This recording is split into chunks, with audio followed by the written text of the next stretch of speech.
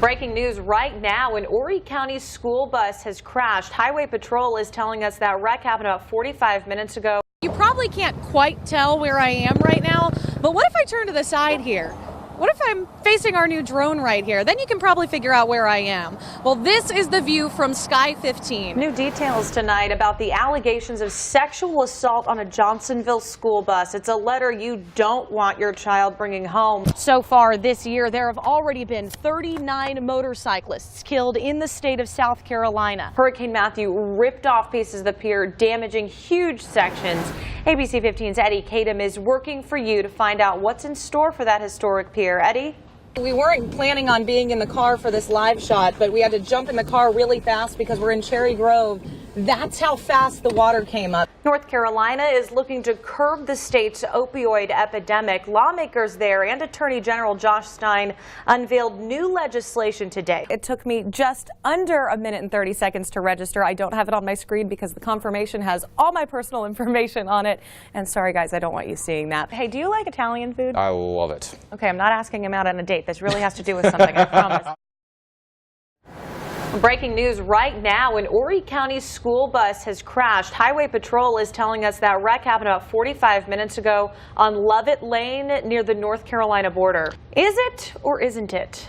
That's the question. Tonight, we're learning more about a homeless shelter in Florence that had announced it would be closing. Baton, handcuffs, gun. Police have all sorts of tools they carry every day, but there's one you and I use too, and it's playing an important role for all of us. Social media. ABC 15's Sydney Glenn talked with Myrtle Beach Police tonight to find out how social media helps them catch criminals and relate to the public. Sydney? All right, thanks, Sydney. And right here at ABC 15 News, we work for you every day to provide the most up-to-date information on what's happening, who's impacted, and why.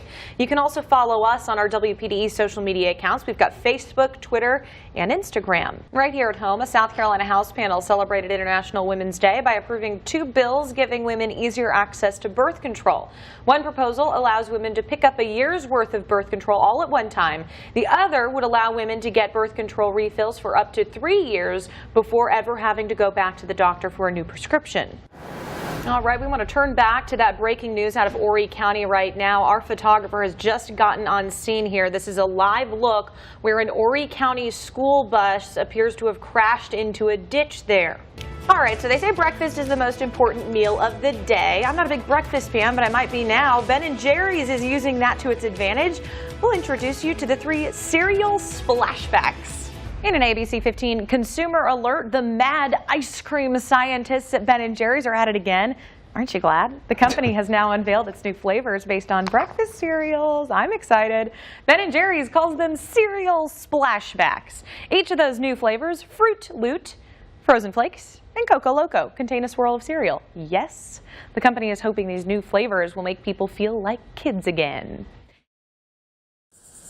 Every day. This is where my office was. And many nights. I frequently would come in at the night, to check on the animals. Park Ranger Mike Walker spent here. We've been kind of homeless since the fire. So it says something that this is the first time he's been back since that morning. When I first got the news, my first instinct was disbelief. I just literally, my brain couldn't process it right away. And I guess it didn't become totally real till I actually saw it. He used to care for the animals right there and teach children over there, answer questions right here. Did the boat burn that was out on the porch? Yes, yeah, it all. I mean, it was a total loss. Do you have insurance to? Yeah, it was insured. They're kind of working through that process right now. He used to love answering questions, talking with visitors. At the end of the day, they were our coworkers. They were non-human, but they, I mean, I acknowledge I worked with a horseshoe crab every day. But these questions sting, and his new answers are hard to say. It was heartbreaking, of course. I mean, some of the animals I had 20 years history with. Our corn snake, I worked with that snake for full 2 decades. In a place he used to feel so welcome, a sign now says keep out. It's getting better over time, as do all things that hurt, I reckon. He'll be back once the center is, when the focus is back on nature, and the questions are too. The epicenter of this investigation, McClellanville. It's right here between Myrtle Beach and Charleston. Population only about 500, but today, buzz surrounding Brittany Drexel's killing sounded loudly. It's very scary. What happened? She was held here for a couple of days before they killed her. So they have no idea who the person was? No. Man. You're good. Normally, you wouldn't hear much in these parts. It's just a stop on the map for most. Just passing through. But as it does in small towns, news spread quickly. It's a little knowing that there's somebody right here. The local spots are loud, How did they know it was here? full of questions, gossip too. I think I heard yesterday that You know, the rumors I've heard from some of the local teachers, kids in the school brag about knowing who did it. That's why FBI agents interrupted the quiet she said that's all we heard.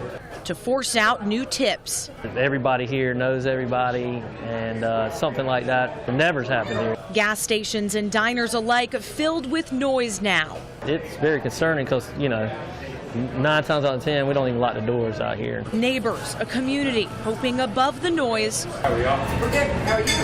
someone speaks up with answers. Nobody wants to live in a town where there's a murderer or no telling what went on. So, we'd all like to know more what's going on. For a town so quiet, It's scary. the sound of concern is booming. Now, this is exactly what FBI agents were hoping would happen. They say someone in that town knows something and they need to come forward. Well, say goodbye to the bumper sticker. The mask is the new political statement piece. And we've got plenty of options here to show your support, but these talking heads are turning heads. It's hard to resist going in the candy shop as it is. Trump lollipop, his hair. But when you see this, how can you possibly walk away? I'm sold, and I'm sold on the Hillary also.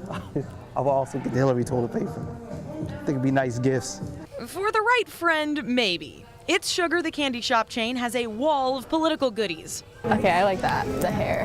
No, I like that. Nice. Oops. Yes, that. These teens say they're glad they can't vote in this election. I would buy the mask. Oh yeah, definitely the mask. But they're certainly happy to spread their political message about these candidates. I don't like neither of them. It's bringing out the election spirit in even the youngest generations. Who is that? Is that Hillary? We met a very political 4-year-old. You can bite off Trump's head or squish Hillary Clinton's face. Would you use Clinton or Trump toilet paper? Honestly, why not get both? Just Both, yeah. Clinton by far. Trump or Clinton toilet paper? Which would you use? Trump. Definitely.